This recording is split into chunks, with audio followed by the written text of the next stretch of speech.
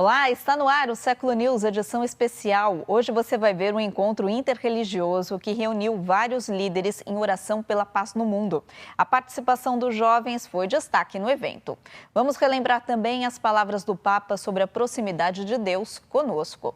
E para começar, o Papa Francisco anunciou novidades. Ele confirmou a realização de um consistório para a criação de 13 novos cardeais. Após o Ângelus de domingo, o Papa deu algumas notícias surpreendentes.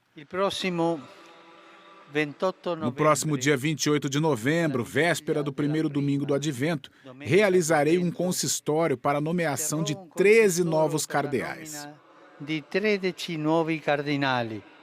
Destes, 9 cardeais têm menos de 80 anos, portanto, são eleitores aptos em caso de um possível conclave. Os demais têm mais de 80 anos e não podem votar em caso de eleição papal. Um deles é o bispo de Washington, Wilton Gregory. Ele é o primeiro cardeal afro-americano. Outro é o primeiro cardeal de Brunei, Cornelius Sin. Ele é o vigário apostólico deste sultanato.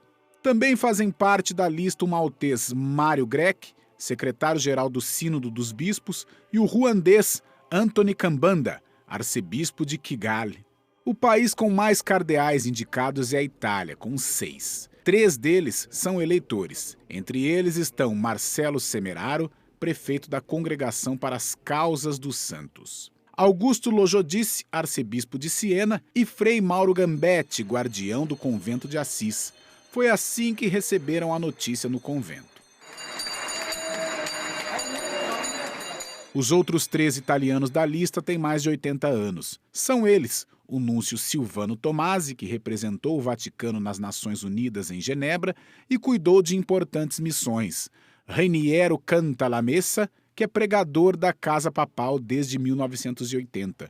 E o sacerdote Enrico Ferozzi, que era diretor da Caritas Roma. O Papa também nomeou José Advíncula, arcebispo de Capes, nas Filipinas. Também foram nomeados Celestino Auz, arcebispo de Santiago do Chile, nascido em Navarra, Espanha, e o mexicano Felipe Arizmendi Esquivel, bispo de San Cristóbal de las Casas, em Chiapas, que completou 80 anos em maio. Só o tempo dirá se o consistório para a entrega do barrete será realizado na Basílica de São Pedro, ou se os núncios entregarão as vestes roxas em nome do Papa em seus próprios países. Durante o Ângelus, o Papa Francisco falou sobre a crise que vive a Nigéria. O Papa Francisco denunciou a atual crise na Nigéria durante o Ângelus. Ele se refere a cenas como essas. Segundo a Anistia Internacional, cerca de 40 pessoas foram mortas em confrontos entre a polícia e os manifestantes na semana passada. A onda de protestos estourou em resposta à brutalidade usada pelas agências de aplicação da lei. Seguo com particolare preoccupazione le notizie che giungono dalla Nigéria. Estou acompanhando com particular preocupação as notícias vindas da Nigéria sobre os violentos confrontos que ocorreram recentemente entre as autoridades policiais e vários jovens manifestantes. Rezemos ao Senhor para que toda forma de violência seja sempre evitada, na busca constante da harmonia social através da promoção da justiça e do bem comum. Attraverso la promozione della giustizia e del bene comune. O Papa também refletiu sobre o Evangelho do domingo, no qual Jesus explica que o amor é o mandamento principal. Amor a Deus, ao próximo e a si mesmo. Existem pessoas que buscam cumprir os mandamentos de maneira ansiosa ou forçada, e Jesus nos ajuda a entender que a vida moral e religiosa não pode ser reduzida à obediência ansiosa ou forçada, mas deve ter o amor como preceito. Deve avere como princípio l'amore. No final, o Papa cumprimentou os peregrinos na praça, que ainda são poucos, devido às restrições da pandemia.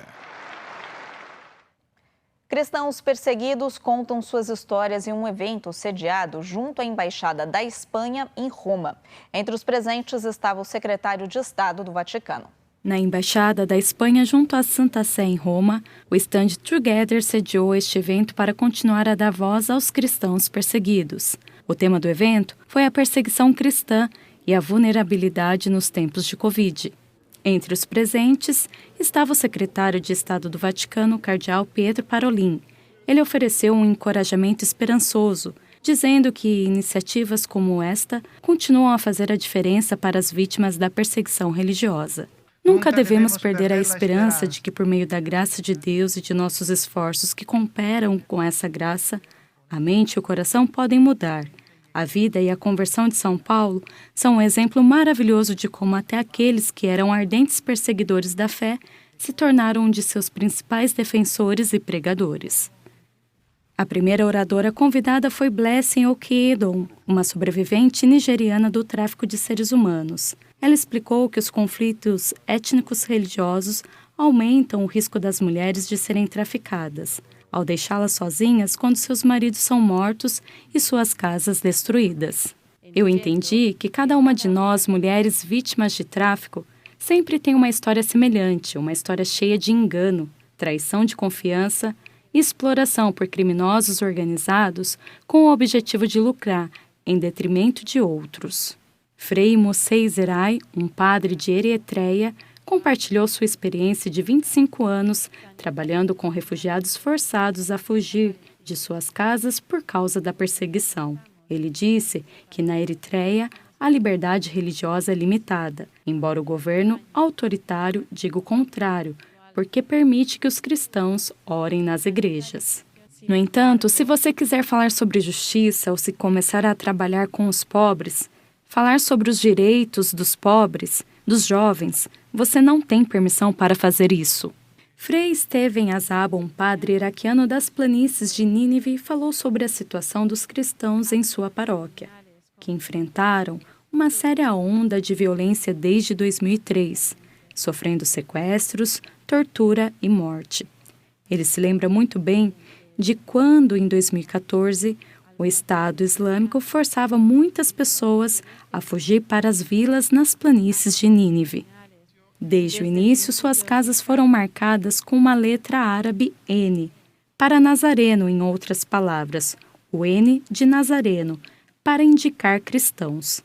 Embaixo disso, eles escreveram em árabe: propriedade do Estado Islâmico.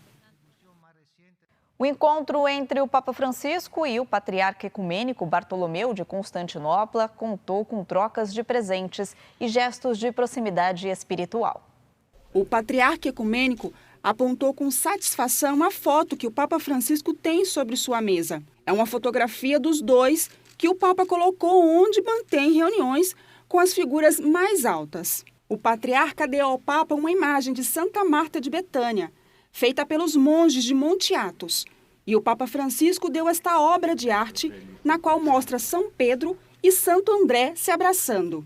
A reunião foi longa, durou cerca de 50 minutos, mas o patriarca justificou a duração, lembrando que dois irmãos têm muito a dizer e compartilhar. A última vez que puderam ser vistos juntos foi há poucos dias, durante o encontro interreligioso pela paz mundial e as vítimas da guerra e da pandemia. Como sempre, um evento onde ambos expressam muitos gestos de proximidade espiritual. A reunião em que os dois líderes estiveram juntos foi o encontro interreligioso que aconteceu em Roma pela paz no mundo. O Papa Francisco reforçou o amor que devemos ter pelo próximo. A comunidade de Santo Egídio, em Roma, acolheu esse encontro internacional de oração pela paz mundial. O tema foi Ninguém se salva sozinho. Paz e fraternidade. Serviços de oração simultâneos liderados por diferentes grupos religiosos aconteceram em vários locais de culto na Cidade Eterna. Os judeus na sinagoga e os muçulmanos e budistas nos museus capitolinos. O Papa Francisco e o patriarca ecumênico de Constantinopla, Bartolomeu I, entraram na Basílica de Santa Maria em Aracelli lado a lado, seguidos pelo bispo Henrik Belford Strom, presidente do Conselho da Igreja Evangélica da Alemanha. Após a leitura do Evangelho, o Papa Francisco refletiu sobre a paixão do Senhor, observando que até mesmo Jesus, como o cristão de hoje, foi tentado a salvar de forma egoísta apenas a si mesmo do sofrimento da cruz. É um instinto muito humano. É um instinto muito humano, mas errado. Foi a tentação final do Deus crucificado. Após um momento de silêncio, o patriarca Bartolomeu conduziu as intenções de oração. Voltamos nossos olhos e coração para Deus, enquanto nos lembramos de todos os países e regiões do mundo feridos pela violência, guerra e terrorismo. À medida que cada intenção de paz era lida, uma vela era acesa em frente ao altar. Depois de rezar o Pai Nosso, o patriarca Bartolomeu, o arcebispo anglicano Ian Ernest e o Papa Francisco deram uma bênção conjunta para concluir o serviço religioso e seguiram para a Praça de Campidólio. Lá, o Papa Francisco e o patriarca Bartolomeu foram recebidos pelo presidente da Itália, Sérgio Mattarella, e pela prefeita de Roma, Virginia Raggi. Eles também saudaram os representantes budistas, judeus, sikhs, hindus e muçulmanos e trocaram algumas palavras. O patriarca Bartolomeu deu até algumas risadas enquanto se preparava para fazer o discurso. Aspetto il mio testo.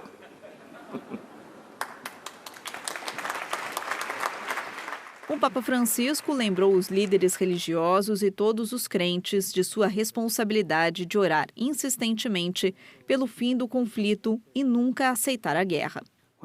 Aqueles que empunham a espada, possivelmente acreditando que ela resolverá situações difíceis rapidamente, conhecerão a morte trazida pela espada em suas próprias vidas, na vida de seus entes queridos e na vida de seus países. Em seguida, destacou que as religiões estão a serviço da paz e da fraternidade. Reunimos-nos essa noite como pessoas de diversas tradições religiosas para enviar uma mensagem de paz, mostrar com clareza que as religiões não querem guerra e, na verdade, repudiam quem quer consagrar a violência.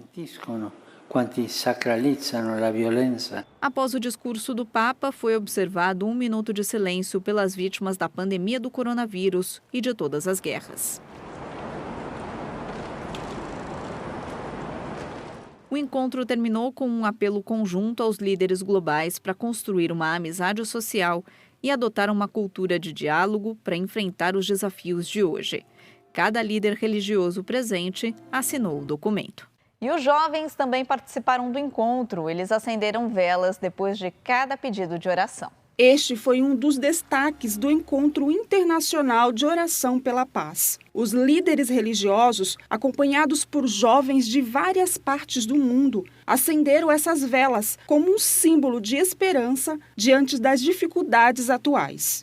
Entre os representantes da América do Sul estava Rosa. Além de trazer cor e alegria à cerimônia, com seu tradicional traje peruano, ela carregava no coração todas as necessidades da América Latina. É uma grande responsabilidade. É muito emocionante, especialmente nesses tempos difíceis que estamos vivendo.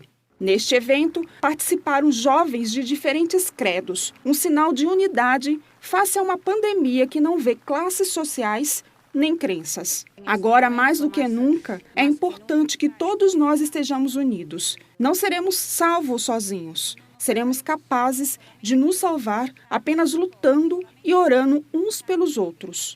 Além do Papa Francisco, uma das figuras mais importantes que participou do encontro foi o patriarca ecumênico de Constantinopla, Bartolomeu. Kátia conta que ficou tocada por suas palavras e viu que, apesar de suas diferenças, os dois líderes religiosos têm muitos pontos em comum. Eu ouvi o líder ortodoxo e fiquei encantada com a sua mensagem. Foi uma oração de tanta unidade, de tanto amor por Jesus. O evento foi organizado por Santo Egídio, uma comunidade católica, leiga, que, com base nos ensinamentos do Evangelho, promove a fraternidade e o trabalho voluntário pelos pobres e pela paz. Estou aqui na Itália há 2 anos e entrei para a comunidade de Santo Egídio, que é uma família para mim. Sinto-me muito feliz, muito protegida e abençoada por Deus por ter fundado esta grande comunidade. Para a comunidade de Santo Egídio, trabalhar pela paz faz parte da missão de promover a fraternidade. Isso inclui o trabalho ecumênico e o diálogo interreligioso baseado no espírito de Assis, o espírito que levou João Paulo II a se encontrar com líderes religiosos em Assis para orarem juntos pela paz. A seguir, você vai ver que o Papa enviou uma mensagem de apoio aos poloneses contra o aborto. Nós voltamos já.